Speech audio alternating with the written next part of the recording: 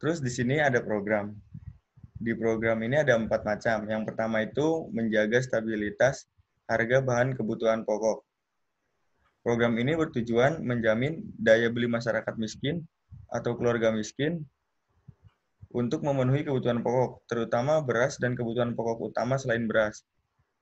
Program ini contohnya seperti penyediaan cadangan beras pemerintah 1 juta ton. Terus ada stabilitas atau kepastian harga komoditas primer.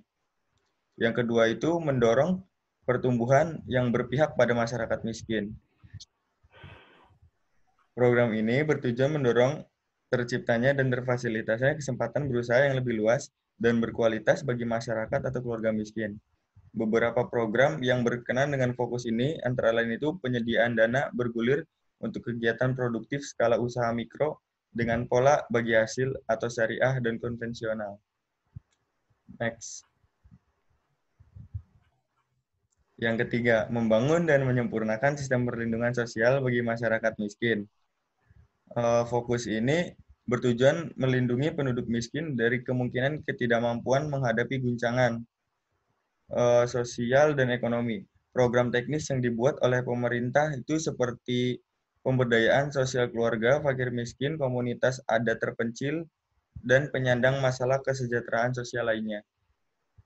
Setelah itu yang keempat, meningkatkan akses masyarakat miskin kepada pelayanan dasar.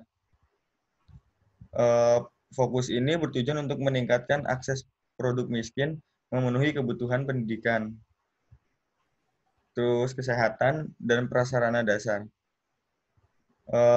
Beberapa program yang berkaitan dengan fokus ini itu antara lain beasiswa untuk mahasiswa miskin dan beasiswa berprestasi. Next.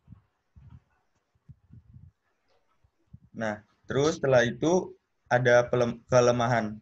Yang pertama, program-program penanggulangan kemiskinan masih bersifat parsial, belum terpadu, komprehensif.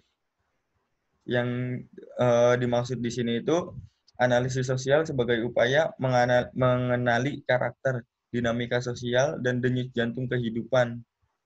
Petani menjadi penting agar semua kebijakan di bidang pertanian selaras dengan aspirasi masyarakat petani. Yang kedua itu, belum terjadinya instrumen upaya penanggulangan kemiskinan yang spesifik sesuai dengan keragaman dimensi permasalahan kemiskinan di setiap daerah. Terus yang ketiga, berbagai kebijakan yang semula diproyeksikan untuk mengatasi masalah kemiskinan. Kenyataannya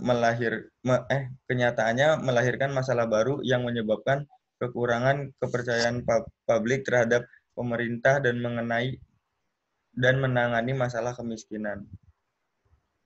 Yang keempat, lemahnya birokrasi pemerintah, kecilnya peran masyarakat LSM, tidak sinkronnya kebijakan pusat dan daerah, terhambatnya komunikasi pembuatan program dengan stakeholder. Next. Solusinya itu pengentasan kemiskinan petani bukan sekedar masalah prosedural, mekanis, dan teknis, melainkan harus menukik sampai pada tataran moral.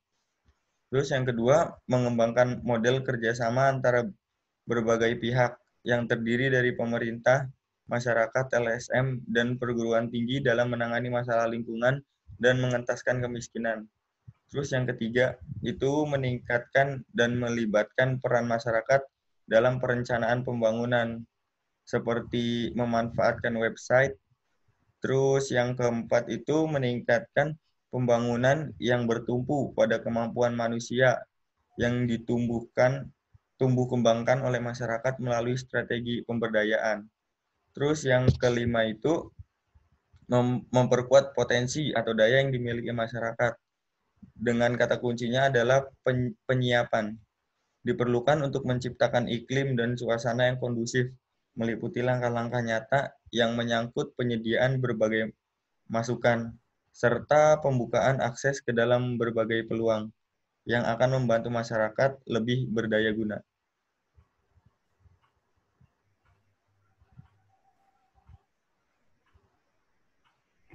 Selanjutnya, pembahasan kedua mengenai SDGs nomor 2, yaitu Zero Hunger atau tidak ada kelaparan. Next.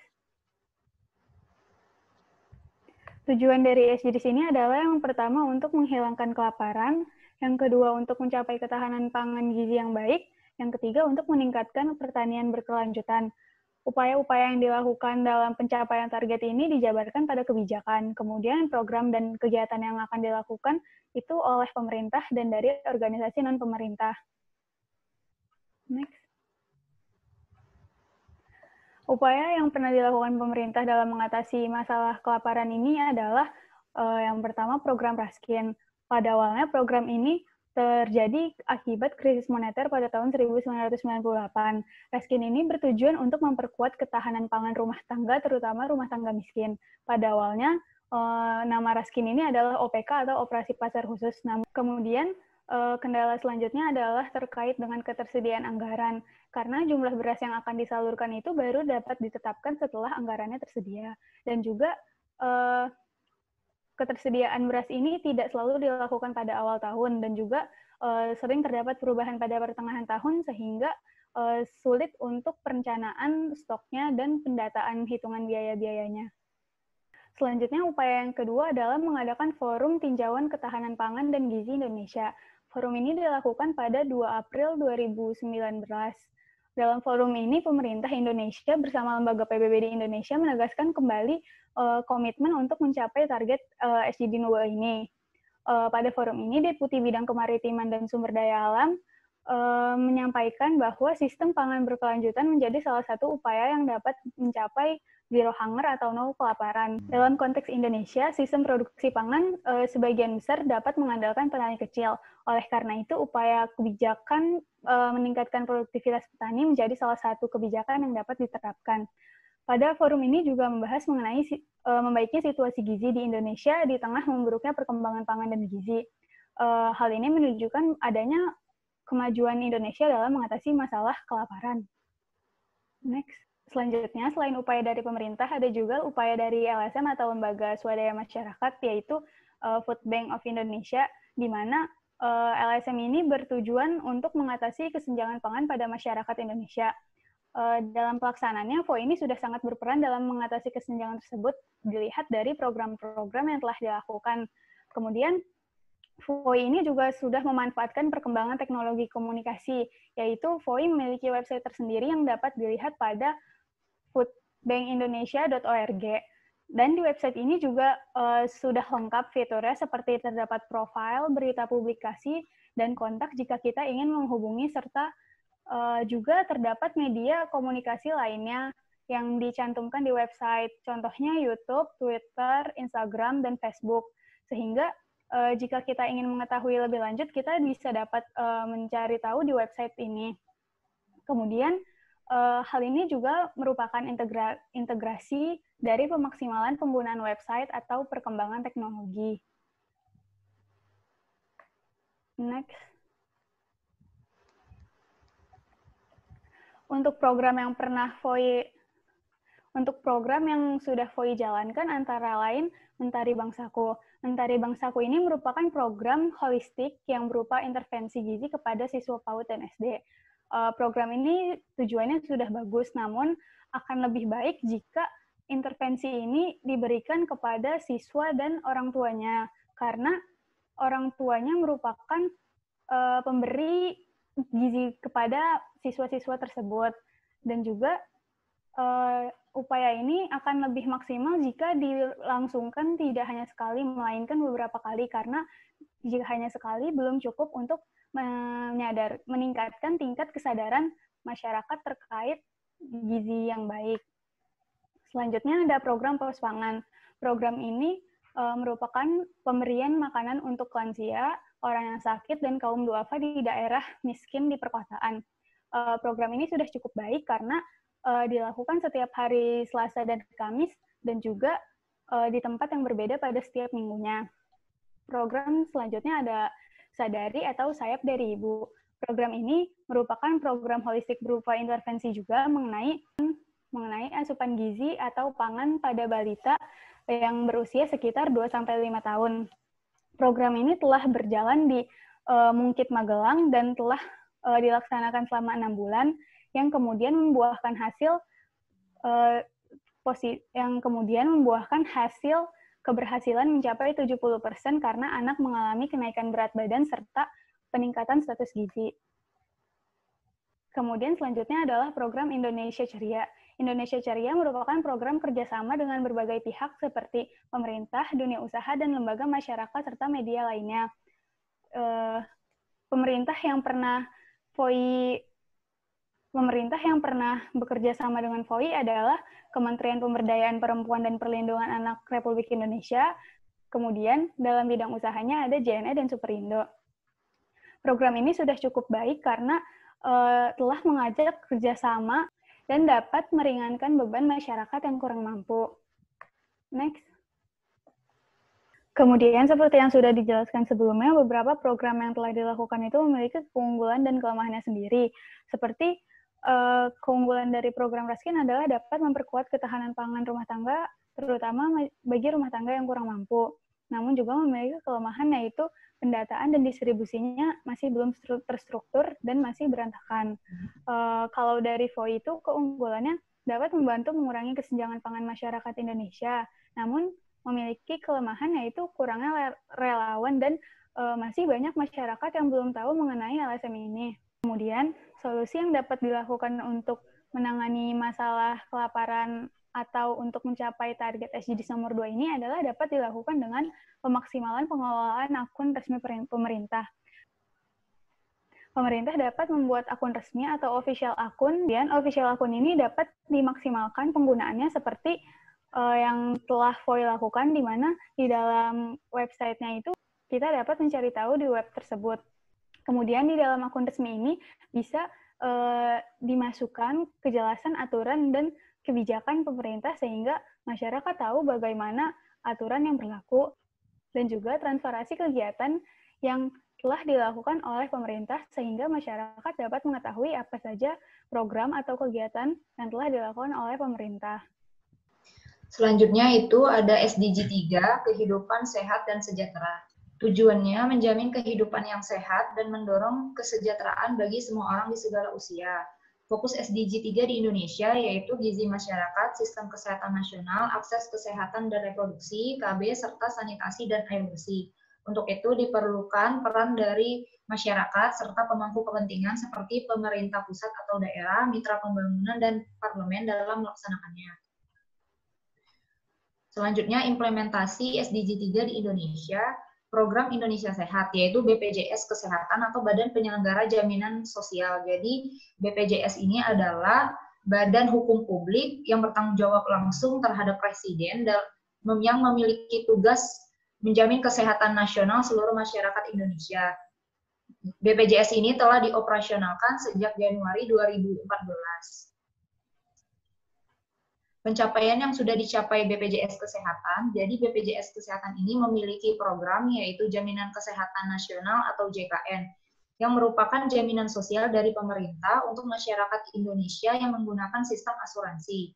Jadi pada 2018 yang lalu, pemerintah telah melakukan suntikan dana kepada BPJS Kesehatan untuk menutupi tunggakan yang membludak. Suntikan dana yang diberikan oleh pemerintah itu 10,1 triliun. Pada tahap pertamanya itu 4,9 triliun dan pada tahap keduanya 5,2 triliun.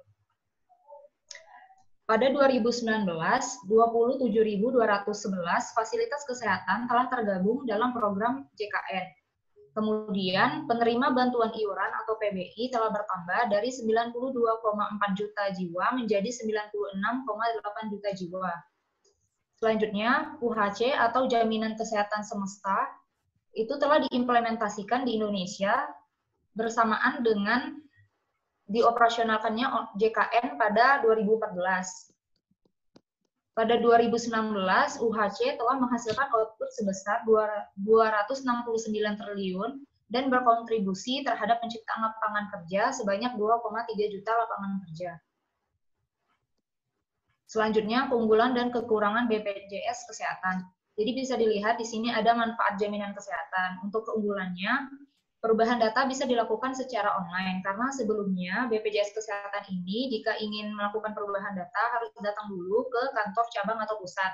Tetapi mengingat semakin hari semakin banyak peserta BPJS, jika ingin melakukan perubahan data harus mengantri dan sebagainya, maka pemerintah telah membuka layanan secara online melalui aplikasi JKN yang bisa diunduh di Play Store maupun App Store. Kemudian bersifat wajib karena program ini merupakan langsung dari pemerintah, jadi memang diwajibkan untuk seluruh masyarakat Indonesia. Untuk kekurangannya, pertama kurangnya SDM, kedua pelayanan yang tidak sesuai, serta metode berjenjang yang kurang efektif. Jadi peserta BPJS ini memang diharuskan ke fasilitas kesehatan satu dulu. Jika di luar keadaan darurat, fasilitas kesehatan satu ini adalah puskesmas atau klinik. Jika telah mendapatkan rekomendasi atau memang dirasa pasien harus ke rumah sakit, baru bisa ke rumah sakit. Tantangan yang dihadapi BPJS Kesehatan. Pertama itu, metode pemasarannya dan biaya manfaat yang ditawarkan pada peserta. Kemudian penjaminan kualitas pelayanan kesehatan. Bagaimana cara tetap mempertahankan kualitas pelayanan tetap terjaga. Ketiga, pembiayaan dari jaminan sosial, risiko keuangan, dan risiko fraud atau kecurangan. Ini membutuhkan penanganan dan perhatian yang khusus untuk menangani hal tersebut. Untuk solusinya, masyarakat dapat memberikan aspirasi dan pengaduan lewat website lapor.go.id. Ini berkaitan juga dari peran dari masyarakat dibutuhkan untuk mencegah kecurangan. Jika merasa ada kecurangan, bisa melakukan pengaduan di website tersebut. Kemudian, pemerintah juga harus mensosialisasikan hal ini ke kepala desa atau kepala daerah, bisa melalui media sosial maupun iklan di berbagai media. Kemudian, untuk kendali mutu dan biaya yang sangat membantu pencegahan fraud atau kecurangan. Jadi kecurangan ini merupakan hal-hal tertentu yang dilakukan untuk kepentingan pihak tertentu yang menyalahi standar kualitas pelayanan dan operasional yang ada. Untuk itu diperlukan kendali mutu dan biaya sehingga pihak terkait bisa membedakan mana yang masuk kategori kecurangan maupun tidak. Sekian presentasi dari H1. Mohon maaf bila ada kekurangan dalam penyampaian. Wassalamualaikum warahmatullahi wabarakatuh.